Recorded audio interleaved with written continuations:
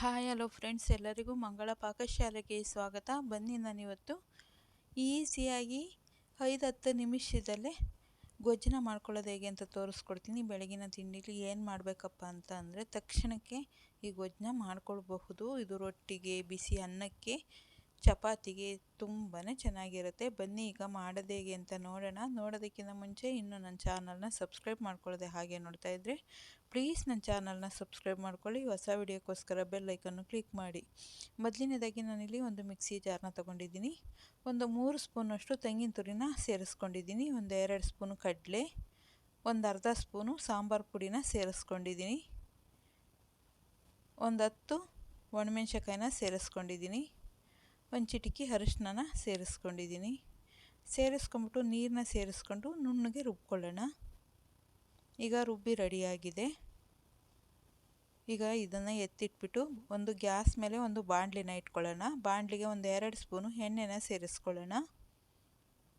ಎಣ್ಣೆ ಚೆನ್ನಾಗಿ ಕಾದ್ಮೇಲೆ ನಾನಿಲ್ಲಿ ಅರ್ಧ ಸ್ಪೂನ್ ಸಾಸಿವೆ, ಅರ್ಧ ಸ್ಪೂನ್ ಜೀರಿಗೆನ ಸೇರಿಸ್ಕೊಳ್ತಾ ಇದ್ದೀನಿ. ಸಾಸಿವೆ ಜೀರಿಗೆ ಚೆನ್ನಾಗಿ ಚಟಪಟ ಆದಮೇಲೆ ಚಿಕ್ಕ ಸ್ಪೂನಲ್ಲಿ 2 ಸ್ಪೂನು ಕಡಲೆಬೇಳೆನ ಸೇರಿಸ್ಕೊಂಡಿದ್ದೀನಿ. ಕಡಲೆಬೇಳೆ ಚೆನ್ನಾಗಿ ಹುರ್ಕೊಂಡ್ಮೇಲೆ ನಾನಿಲ್ಲಿ ಒಂದು ಸ್ವಲ್ಪ ಕರಿಬೇವನ್ನ ಸೇರಿಸ್ಕೊಳ್ತಾ ಇದ್ದೀನಿ. 2 ಮೀಡಿಯಮ್ ಸೈಜು ಈರುಳ್ಳಿನ ಕಟ್ ಮಾಡಿಬಿಟ್ಟು ಸೇರಿಸ್ಕೊಳ್ತಾ ಇದ್ದೀನಿ. ಸೇರಿಸ್ಕೊಂಡು ಚೆನ್ನಾಗಿ ಹುರ್ಕೊಳ್ಳೋಣ.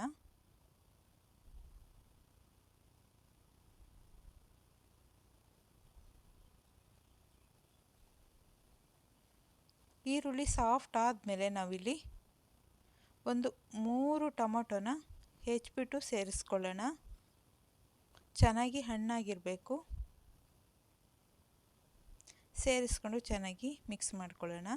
ನಾವು ಈರುಳ್ಳಿ ಮತ್ತು ಟೊಮೊಟೊ ಚೆನ್ನಾಗಿ ಸಾಫ್ಟ್ ಆಗೋಕ್ಕೋಸ್ಕರ ನಾನು ಈಗಲೇ ಉಪ್ಪನ್ನ ಸೇರಿಸ್ಕೊಳ್ತಾ ಇದ್ದೀನಿ. ಸೇರಿಸ್ಕೊಂಡು ಸಾಫ್ಟ್ ಹೋಗೋವರೆಗೂ ಹುರ್ಕೊಳ್ಳೋಣ. ಈಗ ಒಂದು ಬಾಯಿನ ಮುಚ್ಚಿಬಿಟ್ಟು ಒಂದು 5 ನಿಮಿಷ ಬಿಡೋಣ. ಈಗ ಸ್ವಲ್ಪ ಸಾಫ್ಟ್ ಆಗಿದೆ.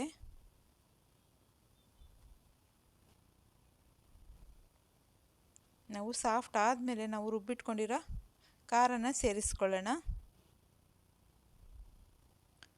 ನಮಗೆ ಎಷ್ಟು ಬೇಕಷ್ಟು ನೀರನ್ನ ಸೇರಿಸ್ಕೊಂಡು ಚೆನ್ನಾಗಿ ಮಿಕ್ಸ್ ಮಾಡ್ಕೊಳ್ಳೋಣ. ನಾವು ಕಡಲೆ ಹಾಕಿರೋದ್ರಿಂದ ಒಂದು ಸ್ವಲ್ಪ ನೀರನ್ನ ಸೇರಿಸ್ಕೊಳ್ಬೇಕಾಗುತ್ತೆ, ಇಲ್ಲಾಂದರೆ ಗಟ್ಟಿಗಾಗ್ಬಿಡುತ್ತೆ ತುಂಬ.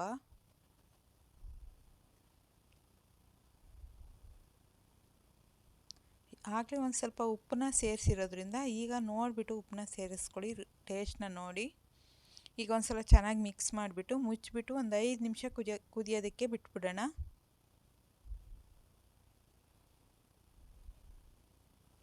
ಈಗ ಚೆನ್ನಾಗಿ ಕುದ್ದು ರೆಡಿಯಾಗಿದೆ, ನೀವು ನೋಡ್ತಾ ಇರ್ಬೋದು.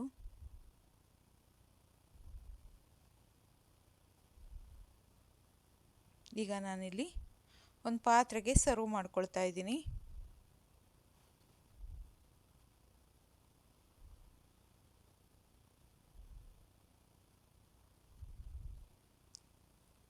ಈ ಥರ ಮಾಡಿಕೊಂಡ್ರೆ ಟೇಸ್ಟ್ ಅಂತೂ ತುಂಬಾ ಚೆನ್ನಾಗಿರುತ್ತೆ. ರೊಟ್ಟಿಗೆ, ಚಪಾತಿಗೆ, ಇಡ್ಲಿಗೆ ತುಂಬಾ ಕಾಂಬಿನೇಷನ್ ಇದು. ನೋಡಿದ್ರಲ್ಲ ಫ್ರೆಂಡ್ಸ್, ಟೊಮೊಟೊ ಗೊಜ್ಜು ಮಾಡ್ಕೊಳ್ಳೋದು ಎಷ್ಟು ಈಸಿ ಅಂತ. ನಿಮಗೆ ಈ ವಿಡಿಯೋ ಇಷ್ಟ ಆಯಿತು ಅಂದರೆ ಪ್ಲೀಸ್ ಒಂದು ಲೈಕ್ ಮಾಡಿ, ಶೇರ್ ಮಾಡಿ, ಸಬ್ಸ್ಕ್ರೈಬ್ ಮಾಡಿ. ಹೊಸ ವಿಡಿಯೋಕ್ಕೋಸ್ಕರ ಬೆಲ್ ಐಕನ್ನು ಕ್ಲಿಕ್ ಮಾಡಿ. ಯಾರ್ಯಾರು ವಿಡಿಯೋ ನೋಡಿದ್ದೀರೋ ಅವ್ರಿಗೆಲ್ಲ ಧನ್ಯವಾದಗಳು.